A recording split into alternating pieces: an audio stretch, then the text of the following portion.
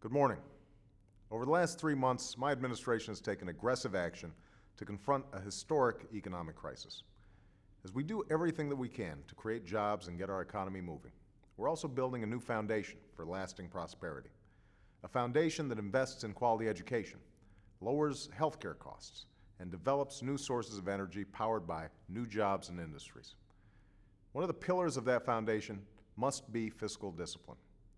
We came into office facing a budget deficit of $1.3 trillion for this year alone, and the cost of confronting our economic crisis is high.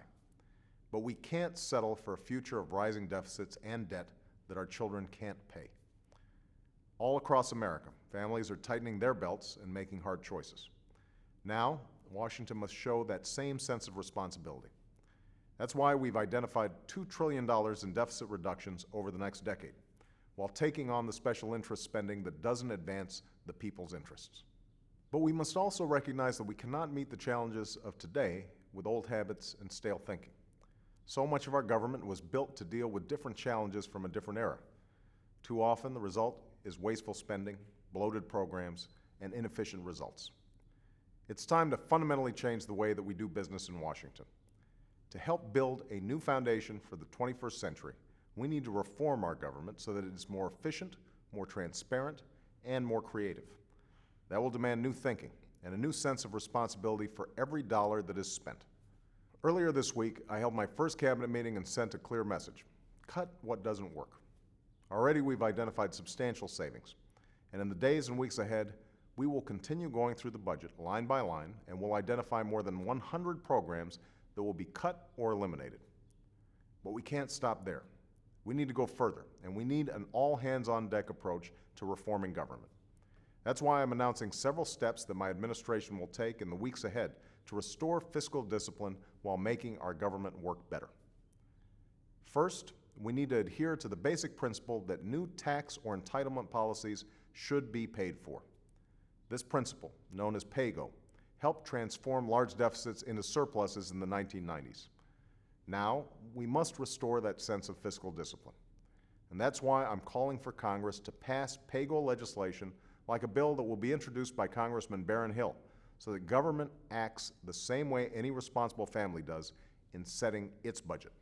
Second, we'll create new incentives to reduce wasteful spending and to invest in what works. We don't want agencies to protect bloated budgets. We want them to promote effective programs. So the idea is simple. Agencies that identify savings will get to keep a portion of those savings to invest in programs that work. The result will be a smaller budget and a more effective government. Third, we'll look for ideas from the bottom up. After all, Americans across the country know that the best ideas often come from workers, not just management. And that's why we'll establish a process through which every government worker can submit their ideas for how their agency can save money and perform better. We'll put the suggestions that work into practice. And later this year, I will meet with those who come up with the best ideas to hear firsthand about how they would make your government more efficient and effective. And finally, we will reach beyond the halls of government. Many businesses have innovative ways of using technology to save money, and many experts have new ideas to make government work more efficiently. Government can and must learn from them. So later this year, we will host a forum on reforming government for the 21st century, so that we're also guided by voices that come from outside Washington. We can't sustain deficits that mortgage our children's future, nor tolerate wasteful inefficiency.